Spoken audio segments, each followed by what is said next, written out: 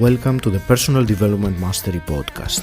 I'm 𝗺𝗍𝗄 and my mission is to inspire you to rise up, grow, stand out, and take action towards the next level of your life. I interview leaders, influencers, entrepreneurs, authors, exceptional people who can and will inspire you to improve your life. Tune in for 2 episodes each week and make sure you subscribe to the podcast to get the episodes as soon as they are released. In today's show, I am delighted to speak with Mark Gober. Mark, you are an international speaker, the author of An End to Upside Down Thinking, which was awarded the Best Science Book of 2019, and its sequel book, An End to Upside Down Living. You are also the host of the podcast Where is My Mind, featuring your interviews with world-leading consciousness researchers. Mark, welcome to Personal Development Mastery. I'm delighted to speak with you and to discuss the mind-blowing conclusions that your research has led you to. Well, thank you for having me. I'm looking forward to it. Mark, shall we go back a little bit first? And you have a background in business and previously investment banking analyst, and at some point you start researching about consciousness. So can you take us back first and paint a bit of a picture of who you were before? Yeah.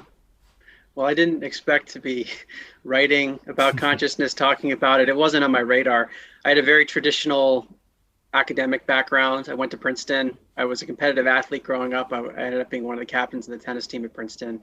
Wasn't thinking about consciousness there. Very achievement focused. And then I went into investment banking in New York after college. Decided to leave in 2010. I was there during the financial crisis, so I was working nonstop. It was a pretty tough period. And I joined a firm called 𝗫𝗵𝗎 Technology Group, first in Boston and then Silicon Valley. So on the surface, it doesn't look like I would have much to do with the topic of consciousness or metaphysics. But thinking back, I've always had an interest in, like, what are we doing here, and ask questions like that. Why am I trying to achieve? I've always kind of felt like I was on a treadmill, like I would achieve something that I always wanted, and then it would feel like nothing happened, and I'd be on to the next thing. Yeah. So I've had big questions like that. And actually, when I got to Princeton, my sophomore year, I was thinking about majoring in astrophysics when you had to declare a major. But for a lot of reasons, I decided not to do it. I was very busy with tennis. I would have been a late entrant into the major. And at Princeton, they had grade deflation when I was there, meaning they limited the number of A grades they would give. Right. So I was like, do I really want to do astrophysics while I'm doing tennis and all these other things and being so conscious about grades? Could it actually take away from my life and make it much more stressful? So I decided not to do it, but I mentioned it because I think the impulse was already there to ask those kinds of questions. Yeah. But it was for me in 2016 when I really became interested in these topics. It wasn't something I was looking for consciously, but as I talk about more in my second book, An End to Upside Down Living, there was a lot in my life, in addition to having these questions about, well, does anything matter? There were some business deals that didn't go my way, some personal dating situations that didn't go my way. And it was kind of like a lot of things at once hit. And I was not feeling good about life. And in the back of my mind, I didn't know if there was any meaning to life. And in fact, I think it was more than that. I didn't think there was any meaning to life. I thought we were here randomly. And when you die, there's no more memory. There's no more ability to be aware. So we're just here trying to enjoy ourselves, I guess, and rationalizing meaning. So I was in a pretty lost place. Yeah. But it was a place that I think my traditional academic background led me to, because that's what science, at least traditional science, would say, that the worldview I just described is actually correct. Even though it's very bleak, there's no meaning to life, and that's it. So that's where I was coming from. And I was listening to podcasts, usually on the topics of health and business. And there was one in particular that I remember that I guess sparked this whole thing. Even though this one interview didn't necessarily change my worldview, it was maybe the first domino. It was a show called Extreme Health Radio, and they interviewed a woman named 𝗆𝗑𝗏 who talked about her own psychic abilities. And she was just speaking like a normal person, but saying things that sounded crazy. Like she works with energy and she communicates with non-physical entities and talks about consciousness beyond the body. And it was enough for me to listen to the whole interview. It was probably over an hour. And at the end of that interview, Laura said, well, I have my own podcast called Healing Powers, where I've interviewed many other people who've had these experiences. So I remember at the time I was in this very lost place, but also working. And I lived in San Francisco, and I would drive down to Silicon Valley. It had lots of traffic. So it was a good time to listen to podcasts. So I subscribed to Laura's podcast. And within a few weeks, I ended up listening to every episode from 2016 back to 2011. And I was like, okay, what's going on here? Because all these people are describing a very similar picture of reality.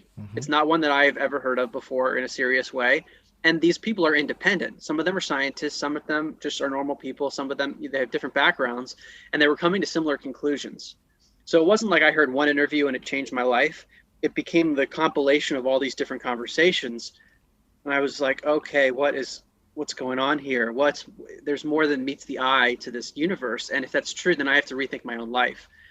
And so I started to then look at the scientific evidence for this, and looked at the University of Virginia's research, even the US government. Princeton had a lab that I didn't know about, and many people didn't know about, that studied a lot of these topics. And so long story short, after about a year of just studying, because I wanted to learn, in the beginning, it was no intention of doing like writing and doing podcasting, but I was just so curious, and my own life was changing, that I ended up deciding to write a book.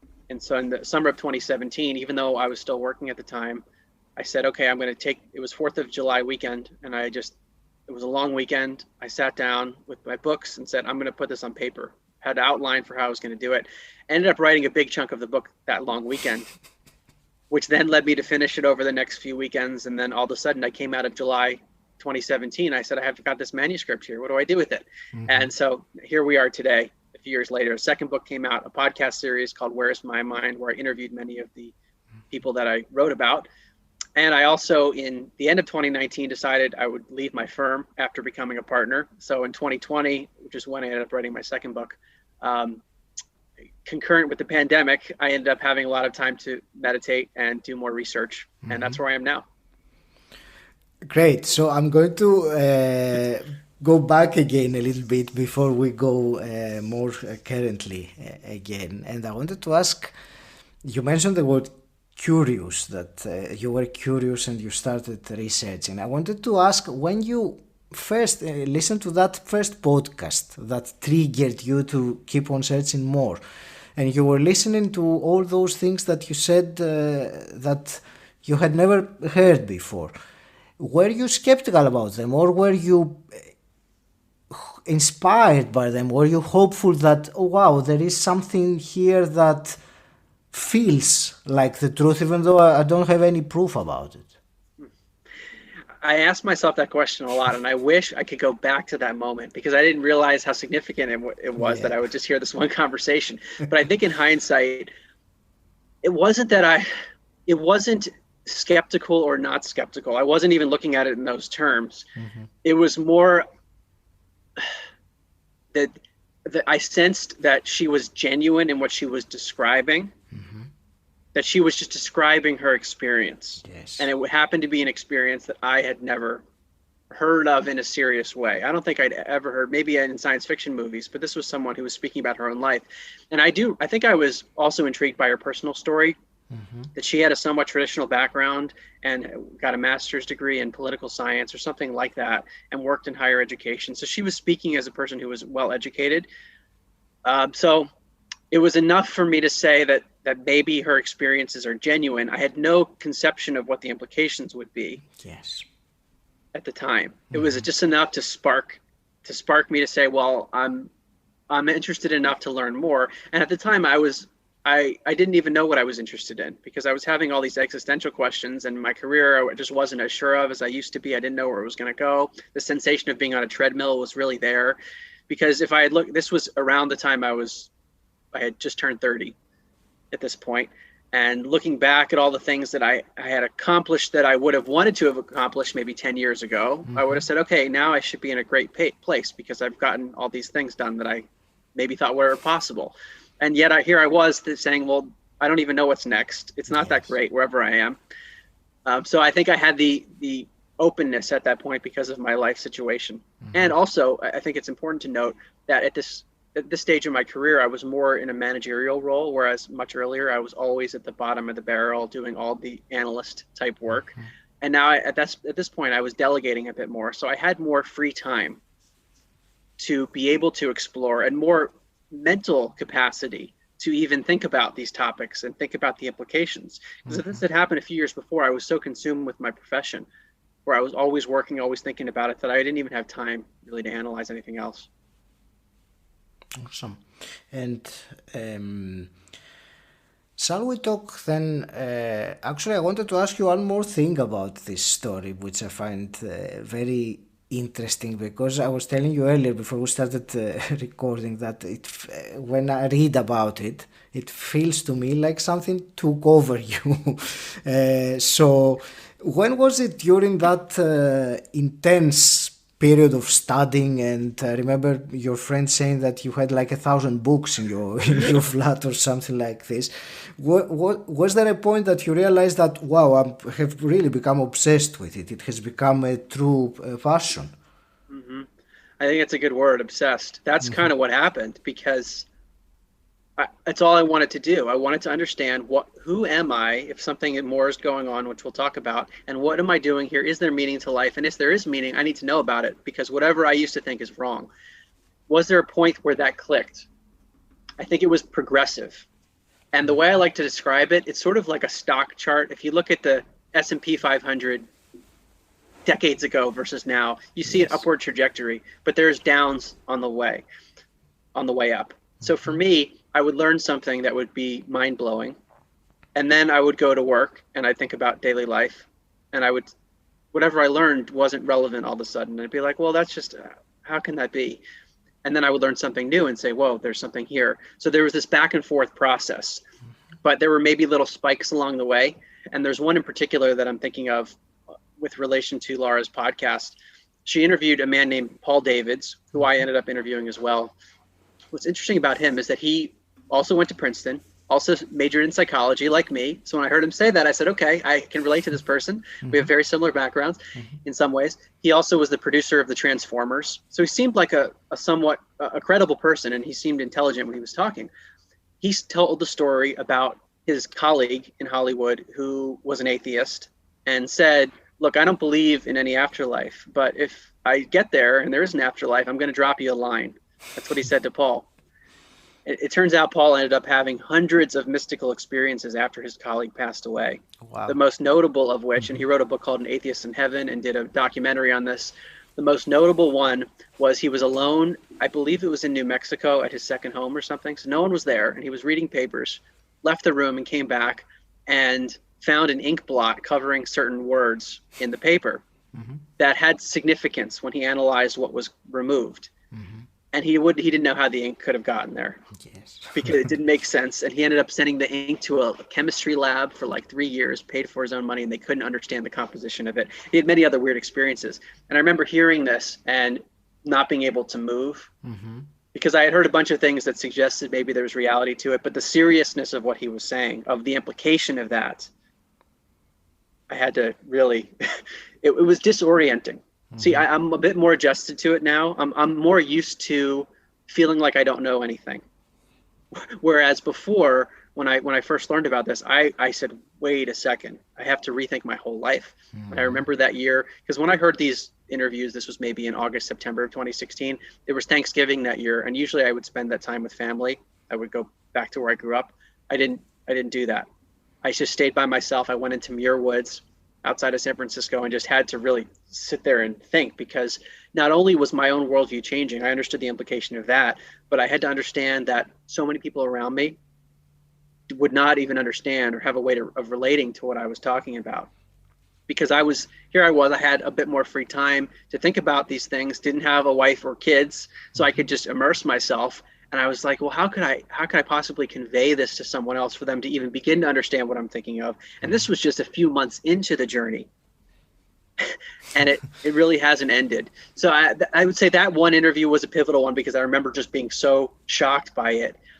Another thing I should add, now thinking back to the story, is that I began having my own experiences that were very strange.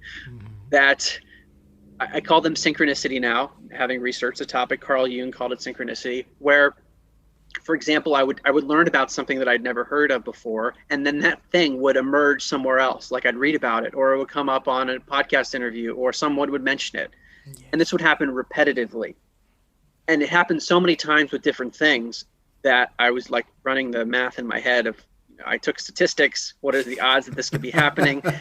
And repeatedly, I would conclude something is really strange here. What is going on in the universe? And then I started to work with some psychics myself. So I did a session with Laura Powers, a psychic session. She professionally works with people, and not just her. I worked with a lot of people, and I did all the weird things you could imagine of talking to esoteric people because I wanted to understand. And I said, okay, this will be my leisurely spending. I will spend on these sessions. Maybe they're frauds. Maybe some of them are legit. And the long story short of it is that there is some legitimacy to at least some of it. And that fact alone is mind-blowing. Like, they would tell me things that were happening in my life that there's no way they could have known about from across the country on the phone, not seeing me, really weird stuff. And those sorts of personal experiences are enough to jolt one. And in my journey, what I found is that there's two paths. Generally, there's an intellectual path of understanding it at that level of like the logic and the quantum physics and things like that. And then there's the experiential aspect, which could be a near-death experience. For some people, it's psychedelics. For some people, it's meditation or a synchronicity, where it happens to you, and no matter who you are, you can't deny that it happened to you, and no one can tell you that it didn't happen because you know it happened to you. And what I found is that when people have direct experience, it's the most powerful. Absolutely. Mark, let's discuss then about your research and your book, and thinking about, it is about rethinking consciousness. You talk about where does the mind come from. So I will ask you this question in a moment. But before I do that, because we are going to talk, we already have started talking about consciousness. If you were to give a brief definition of what you mean when you say consciousness, can you share that with us? Well, before I do that, I want to give some context for this term consciousness. And I didn't start off saying I'm going to be thinking about consciousness. When I heard Laura Powers and I heard these other interviews, that wasn't the focal point. It was maybe weeks or months into my research, probably more like months, where I said, okay, this whole entire issue of, is there psychic phenomena? Is there anything after we die? It relates to this topic of consciousness, and it relates to the brain. So the topic of consciousness, what does it mean? Interestingly, I studied psychology in undergrad. I wasn't focused on neuroscience. It was more on how we make decisions. And I wrote my thesis on Daniel Kahneman and judgment decision-making and errors in our cognitive process. So consciousness is embedded in all of that, but I actually never even thought about consciousness itself, because in the traditional academic world, it is so widely assumed that we are conscious. So consciousness, it means that the capacity for being aware, the sense of experiencing life. So anyone who's experiencing the listening of this conversation right now, you're listening to it. That is your consciousness that's having that experience. It's a difficult thing to even describe because it's abstract. Like, I can't touch my consciousness, but I could touch my head, I could touch my leg. But consciousness is our capacity to experience. It's our awareness.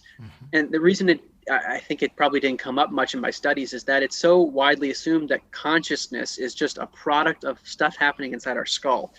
We have a brain that has an immense complexity. There's electrical activity, there's chemical activity, and it produces our capacity to be aware. That's what science would say. And why would science ever say that? Well, because there's tons of evidence that when you change the brain, your consciousness, your state of mind, your awareness will change in a corresponding way. So let's say someone gets in a car accident and has damage to the brain and then has memory loss. We can easily point to the parts of the brain that have been damaged and say, okay, well, you have memory loss. Maybe you have change in your vision. We can say, look, these are the parts of your brain that have been damaged. And now your consciousness, your experience has changed in a corresponding manner. Now, here's the key point. This is the critical, maybe of all the things I've researched in the last few years, that this is the one thing to understand. It's not sufficient, logically speaking, scientifically speaking, to say that, well, because there's such a strong relationship between the brain and our states of consciousness, that it therefore must be the case that the brain creates it. I'm going to pause on that. This is a big deal. Now, I'll give an example to explain why this logic doesn't necessarily follow. And it's from a philosopher named Dr. Bernardo Kastrup. who I think is a really clean philosopher in this area of consciousness. He says, you imagine you have a fire and lots of firefighters show up. Yeah. You have a larger fire and there are more firefighters that show up. We can show this very tight correlation between the size of the fire and the number of firefighters that appear at the scene. Now, do we assume that the firefighters caused the fires? Not necessarily. Most likely, no. Yes. And so the point is that when you have two things that are related, there can be multiple relationships between them. It could be that one creates the other, or it could be that there's something else going on. And this is the key issue where I think science has gone astray, mainstream society has gone astray. It's like, and I remember this analogy when I first started, it's like you're going on a hike. And if you go one way, you're going to be on one path. But if you just take a different path to start, you're going to be on a completely different path in your life or in your thinking. And that's where this diversion happens. Is it that the brain creates consciousness? That's one path. Or is consciousness beyond the brain, and the brain is like a filtering mechanism or like an antenna receiver tapping into the cloud, like you're a cell phone tapping into the cloud? Or like we say in my podcast, is the brain actually a blindfold? And it's a processing mechanism for something that's way beyond the body. And we're shown a little sliver of it through our brain. It's like with playing with Play-Doh. You can stick the Play-Doh through a little machine and squeeze it through, and it comes out as spaghetti, or it comes out as some shape. The Play-Doh in this case could be like consciousness, and the brain-body mechanism is the way in which that Play-Doh comes out. It comes out in different ways. So this way of thinking would put someone on a totally different path. It's a different path to take on the hike because, well, what is the body? What is the brain? What is a human being? What is consciousness in relation to that? And I will say one more thing and pause after that.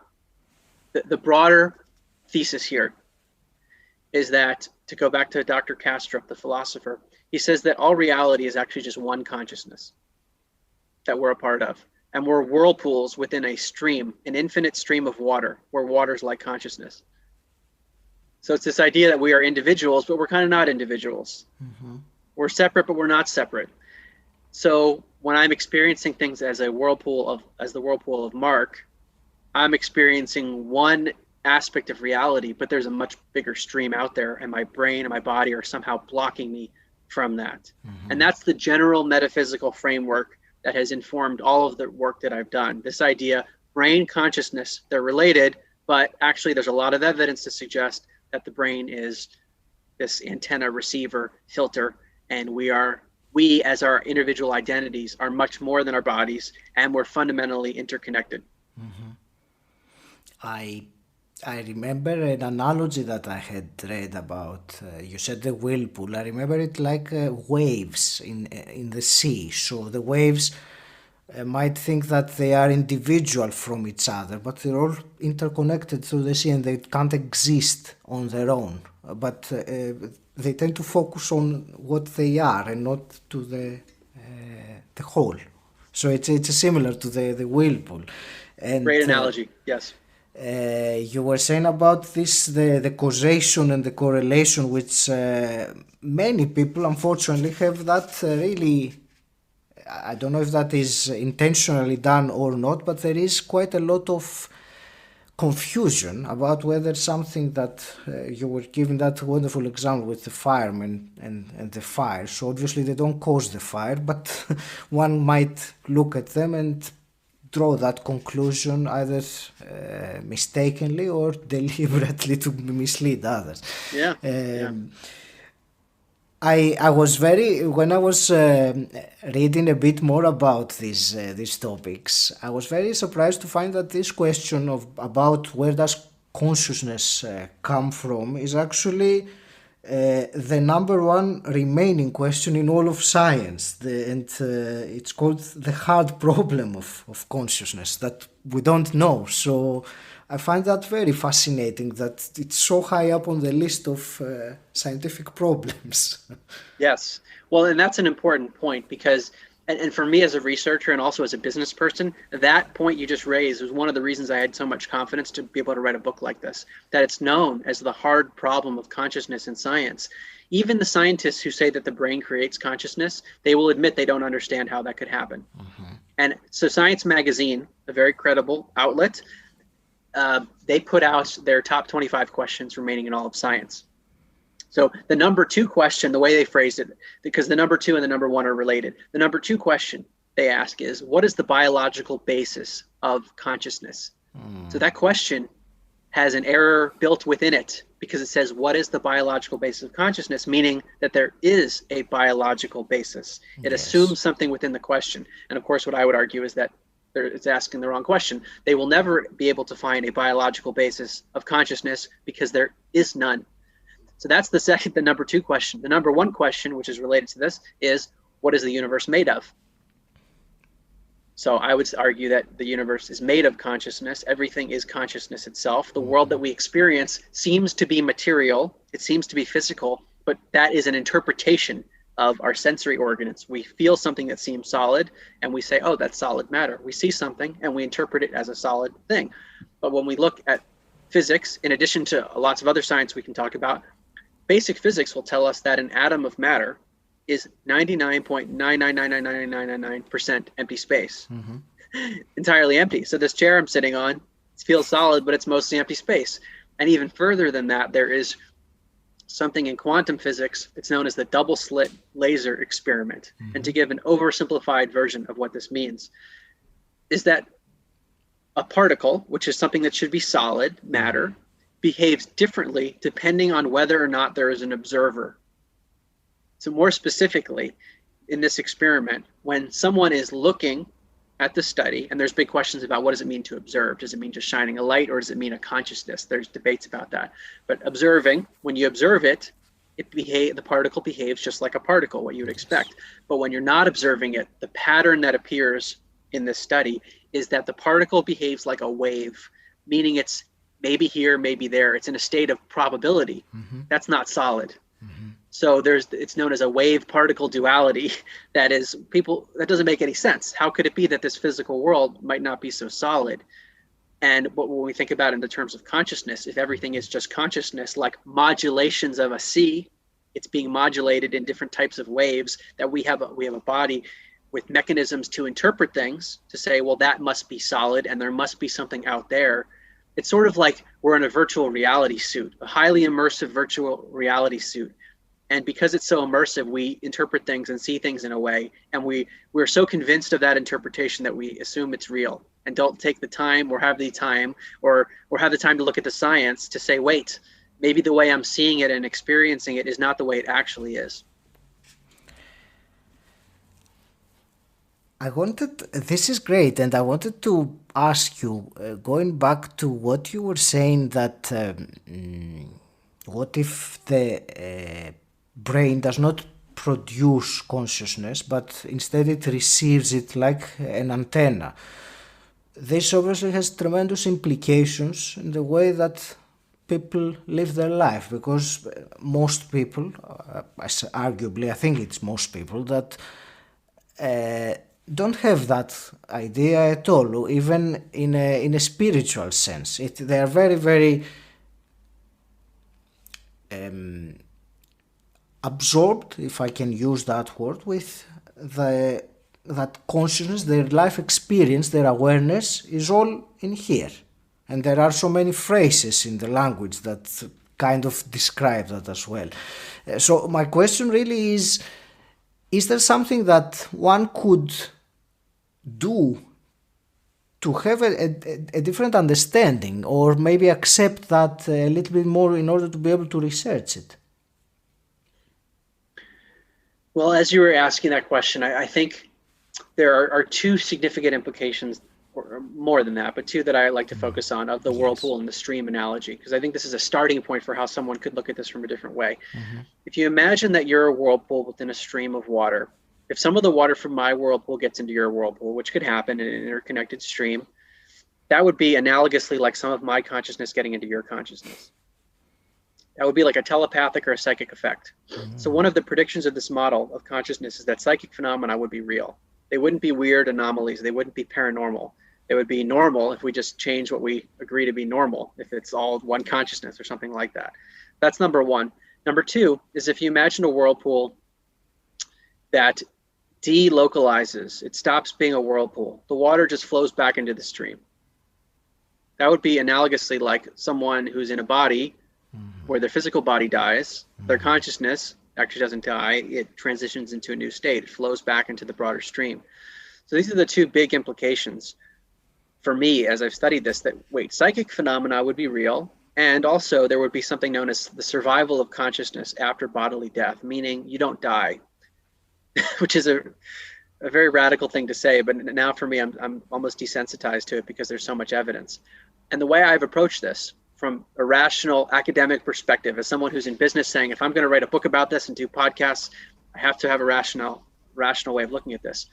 If there's any evidence for psychic abilities and any evidence for survival of consciousness after bodily death, even one piece of evidence, then the model that the brain creates consciousness cannot explain it, or would have an extremely difficult time explaining it, because those things should not happen. If consciousness comes from the brain, that would mean your consciousness is just almost like an illusory construction that emerges and pops out of your skull, and it's stuck there. There can't be anything that goes outside of it because it's not connected to anything. Yes. And there could certainly be no consciousness after death, because the mechanism for consciousness is your body and your brain, and when that turns off, it's like a computer shuts off, so there can't be any consciousness anymore.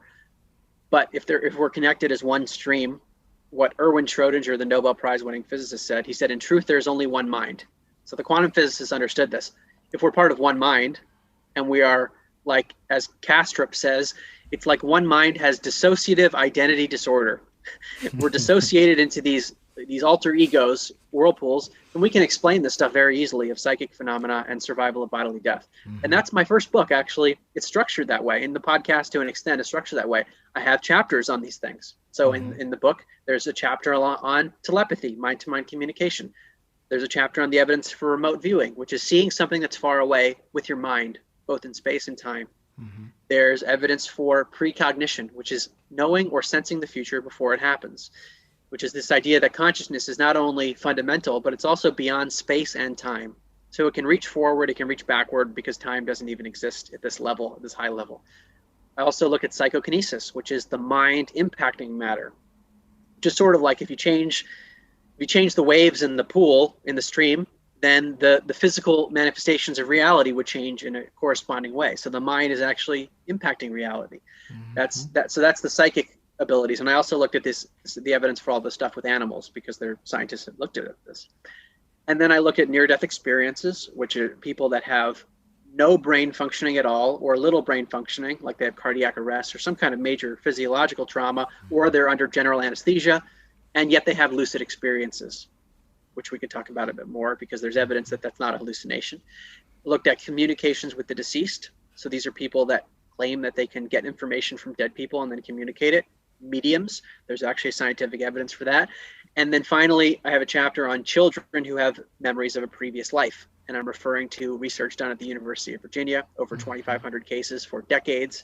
And sometimes the children have memories that can be validated by the researchers looking at historical records. And sometimes the children have birthmarks or physical defects that match with medical records of a person that did die in the manner that the child describes. Crazy stuff. So my overarching point here, Aki, is, wait a second, if any one of those things I said is real, we haven't even talked about all the evidence. If there's any evidence for one thing, that's what I want to harp on. One thing. Brain equals consciousness can't explain that very well. It's much easier to explain if I want to be rational, to say, okay, we got to just shift the model of consciousness and we can accommodate for all this stuff. And that's my starting point for anyone who wants to look at this from an intellectual perspective, is to say, okay, can I deny all the science? And if I can't deny it, then wait, maybe I have to rethink my view of reality. Thank you for listening to the first part of this fascinating conversation with Mark Gober. In the next episode, there is the conclusion, where Mark goes really deep on this mind-blowing topic of consciousness. Thank you for listening. If you enjoyed this podcast, please subscribe and rate it on Apple Podcasts. And also share this episode with someone who you think will benefit from it. If you want to find out more about what I do and gain access to exclusive content, join my Facebook group Personal Development Mastery. The link is in the show notes, or you can simply type bit.ly/PDM group. And until next time, stand out, don't fit in.